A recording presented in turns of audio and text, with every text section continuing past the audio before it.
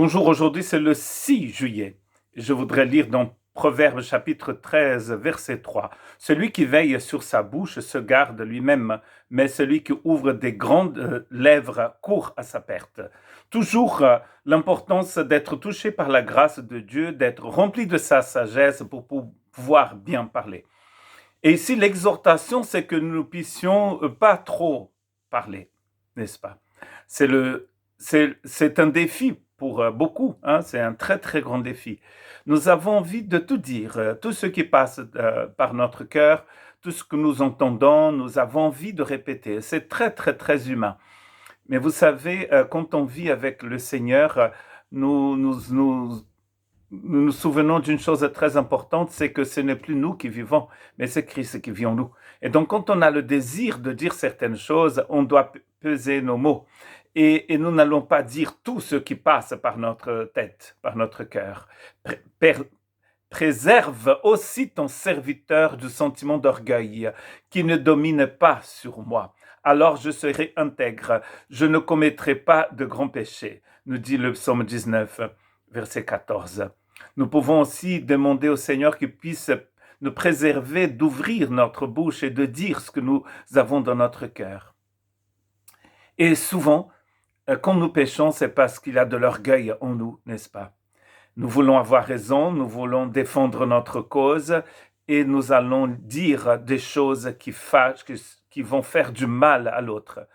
Et nous n'oublions jamais que tout ce qui fait du mal à l'autre, ça fait du mal à nous aussi. Donc nous allons rajouter à cet orgueil, nous allons rajouter à ces soucis que nous avons dans notre cœur, d'autres soucis tout simplement parce que nous avons parlé. Donc il faut veiller sur sa bouche. Parce que quand on veille sur notre bouche, on se garde, on se protège nous-mêmes. Mais dès que nous ouvrons notre bouche et que nous parlons et parlons et parlons et parlons, nous allons courir à notre perte. La langue a pouvoir de vie et de mort.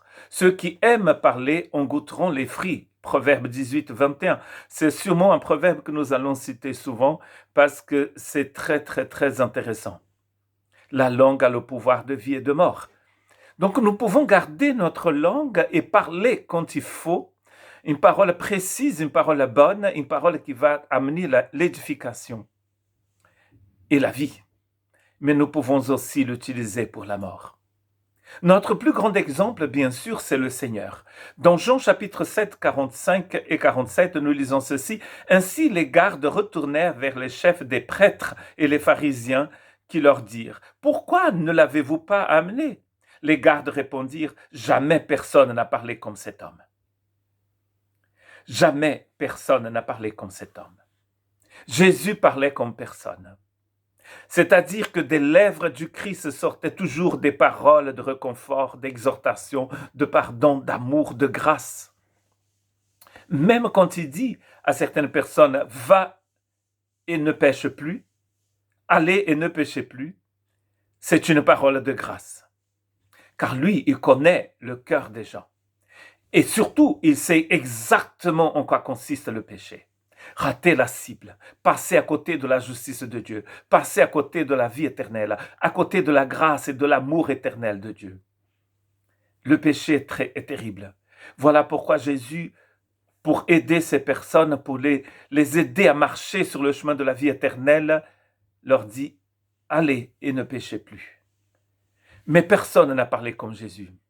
Mais maintenant, nous pouvons parler comme Jésus. Pourquoi? Parce que la grâce de Dieu nous a été donnée. Dieu a métamorphosé notre cœur, a rempli notre cœur de sa sagesse et nous pouvons parler comme lui.